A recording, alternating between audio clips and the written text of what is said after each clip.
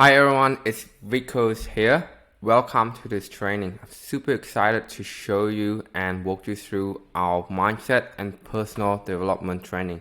This training is so important for you and your business as a whole, and I recommend that you actually watch this entire video and rewatch it if you have to, because it's so important that you understand this concept before you even join our program or even start our program. Okay, so everything I know here is from a personal experience and personal point of view, and I throughout the whole year have read through hundreds of books through in regard to personal development and mindset. I'm gonna compress everything into one video, so do take everything with a with a grain of salt. Okay, so let's start it. So first thing is you should understand why is this even important, because to succeed you would need 75% mindset, 20% execution, and 5% skill. Okay, because your income will never surpass your personal development. So there's three pillars in personal development. Number one is your self-belief. That's your past self. So what we're going to do is we're going to go through a bit of story, analogy, and quote to back the point up. Self-identity, your present self, again, story, analogy, and quote. Self-image, your future self, again, story, analogy, and quote. Okay, let's start off with your past self, self-belief. I believe that I ... Your self-belief here, this is a few things you should note with your self-belief, right? Your self-belief are from your past environment and your past experience. And your belief will create an endless feedback loop. I'm gonna explain this 2 point with a story. Let's say there is a social gathering where friend, family, and colleague gather up. Okay, everyone just drinking, having fun, having party, and among them there is a guy named Bob. Okay, now see, Bob is in the social circle, and keep in mind, if you're watching this, you probably know someone in your social circle right now that can relate to this. So Bob here is a bit overweight. He's been eating a bit of junk food, drinking a lot of, eating a bit of sugar and all that stuff, and putting a lot of unhealthy thing into his body. And a colleague just come by, just want to say hi and do a bit of conversation. Said, "Hey Bob, how have you been? Have you been gaining a bit of weight lately?" Bob replied, "Am I? Haha, I guess that's just how life is. As you grow older, your body and your metabolism just start to slow down." And then he paused. "Because when I was younger, I could eat twice of the amount and still stay skinny." So what we're going to do here is we're going to dissect that language and that situation a bit from Bob's perspective. So this is called a feedback loop of health. And his belief was a belief of self-helplessness. The belief that said you can't really change your situation based on your circumstance. So he come to accept that being old is equal being overweight and equal the truth. That's an acceptance. He accept that. He accept that as the truth and as the reality.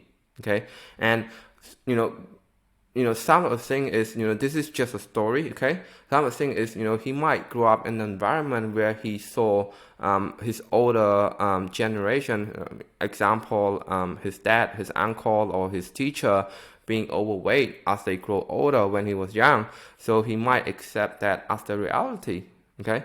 So that's his belief. And what that belief do is create a cycle. It's create a cycle of being feeling bad, feeling guilt, feeling unworthy, and as we know, having those feelings with us is not a great feeling, and that feeling cause us or cause Bob to take a certain action, and that action is to eat more junk food to feel better or to do more bad stuff to actually feel better, or to do any stuff that make us or make him feel better. Okay, and by doing a certain thing, certain action, will create a certain result. And that result is to gaining more unhealthy weight, or if you're doing drugs, that's to get a certain result. But in this case, it's just gonna stick with junk food for now. So that result will go back and reinforce that belief. Okay, because now that you feel bad, you eat all this stuff and you gain all this weight, and then that's gonna reinforce that belief. Now it's true, it's really true that being old is being overweight, and that is just the reality of himself and everyone, right? So this is the cycle, this is the feedback loop of hell, and everyone should be aware of it. Belief, and everything start off with belief, okay? And your belief will create your thought and your feeling will create your action, and your action will create a result, and that result will go back and reinforce that belief. And that's why it's so important that you should define your belief, right? Because that's going to determine everything. So here is a quote from a very, very intelligent man in our lifetime, Mahatma Gandhi. He said, your belief become your thought become your word become your action become your habit become your value, and your value become your destiny. Okay. The second pillar is your present self, your self-identity. I am ... So here are a couple of things you should know about your self-identity. Number one is that your action cannot conflict with your self-identity. And your self-identity can be changed through new belief and new value. And we're going to go through a bit of story again. Okay, let's say there are two guys, Tim and Tom, same age, same school, same job, same upbringing, same neighborhood, same status, same race, and both try to quit smoking.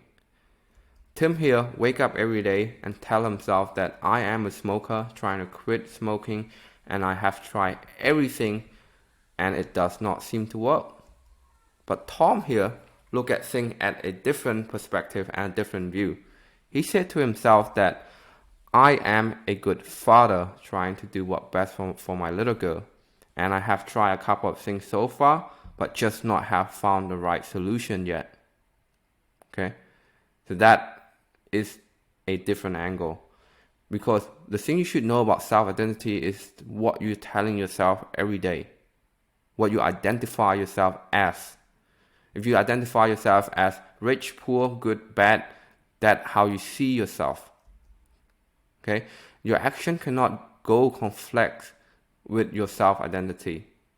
Okay, and the second point is that your identity can be changed through new belief and new value. So if self-identity equal good father, if Tom identity equal good father, and being good father does not equal smoking, it's conflicting with each other. So this is what Tom adapt. His new belief is the ability to change, and his new value is his daughter. So he's doing this for his daughter, so that's his value. So from our scenario, Tom would be more likely to quit smoking than Tim.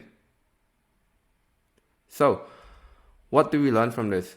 And here is a bit of a side note, my personal self-belief that I want to share with you guys, that everything happened to me is 100% my own fault. Now, in the first glance, this might sound very toxic or might sound very negative, but this is my value to actually back that up. Because if everything happened to me is 100% my own fault, therefore I will have control over my own life. To have a belief, you have to have a good value to actually back that up. And that is everything. Having your value and your belief straight will determine everything for you. Not just your business, going to be determine how you run your life, how you raise your kid, how you help people, how you contribute to your community, how you find the right partner, how you do everything. Your belief and your value is everything. So here is a quote for self-identity section. You are the story that you tell yourself. What you tell yourself every day, every morning is so important. The next pillar is the self-image, your future self. And this is probably one of the most important of all the three, is future, your future self, what you can be. I will become ... So here, a thing you should know about your self-image is that having a clear, defined future self-image is everything. And your imagination is your weapon. You must feel the future, feel that it already have happened. I'm going to go through a few stories to actually back that up and give you an example so it makes sense. Have faith and let the manifestation do its jobs. Again, I'm going to throw out a few stories and a few points to back that up. So here's a story. A guy in the United States, somewhere, really like hiking. And one day he hiked in the Great Canyon of America, and he fell down. A rock fell in and trapped his arm and trapped his entire body, but his right arm is stuck. So now he can't escape. He's ready to die, right? He's been stuck for several days. He's ready to die. No one knows he was there. He's really, depressed, tired, and ready to let go, right? What happened is, during the last minute, he had a vision with a young boy. And I saw this through the movie and through the interview. I'm going to give you a reference so you can look it up. When he was about to die, when he was ready to give up, he saw a vision of a young boy. He can see, hear, smell, and play with that young boy, right? It was so clear and so vivid to him that it gave him the power to actually cut his own arm off with a blunt knife, a blunt small knife that he had. The only tool he had, he used that to actually break his arm and cut his arm off. So this is a true story of Aaron Ruston. The movie is 127 hours. It's an amazing story. Mind-blowing event, mind-blowing guy. Right? Check out this interview, check out this movie, and check out his interview. Check out his interview. So here are a few things you should know about Aaron. That his imagination is actually help him get through that, right? And it's really not really an imagination, right? But I'll explain to that. So he felt the future, and he felt it, and he felt that it's already happened. It's so vivid, it's so real, and it's actually caused by hallucination. It's not really imagination. It's really more hallucination. But just again, take this with a grain of salt. Okay, the thing that was going to kill him is actually help him escape and start a new life. Hallucination was going to cause that hallucination, dehydration and starvation is what going to kill him. But that vision is so strong that he actually cut his arm out and go out there, start a new life, met a girl, and inspire other people, inspire millions of other people, and have that boy. His son is the exact same vision that he saw on that rock. Okay, and that is actually coming from him. He said that. So side note here, have a vision of yourself, right? If your name is John or Bob, have a vision of Bob 2.0. Okay, imagine him or her, feel the visualization, and act as if. Very important. Visualize it daily. Have faith and let the manifestation do its job. And also, during that session, also ask, what will he or she spend most of his time doing? Imagine him or her as a third person, okay? But it's you that is that third person. You are that 2.0 vision. Where would he or she live? Who will he or she spend most of his or her time with? Okay, and this is how again, going back to past experience and everything. This is how everyone, including you and me, were taught. To get to a result, you have to get the how to, and you will get the result. To get to the end result, you have to do the mean to get to an end. Okay, example to that is that if you want to do something, you have to invest the time, the skill, and the effort to do it. Then you get to the result, right? And the power of manifestation say that if you want to do something, you focus on the end result with burning desire as your core, as your pillar, and clarity of vision, right? So you have a clear vision and a clear self-image of, what's the future held, and actually have faith. And I know might sound gibberish and might sound nonsense to, some of you that are watching this right now for the first time, but, go read, do your own research. There's so many successful men and women out there that apply the same principle, right? Napoleon Hill, Henry Ford, J.P. Morgan, all those men apply this exact same principle. And when you focus on the end result, the how-to will come to you. Okay? So, here is a quote from your self-image. The me I see is the me I'll be. Very, very powerful. Should print this out, write it down, put it in your office, put it in your room, look at it every day. Short quote, extremely, extremely powerful. So here's a summary from this lesson, from this video. From your self-belief, okay, if you think 200K a month is too much for you to reach, then it probably is, because that's your limited belief.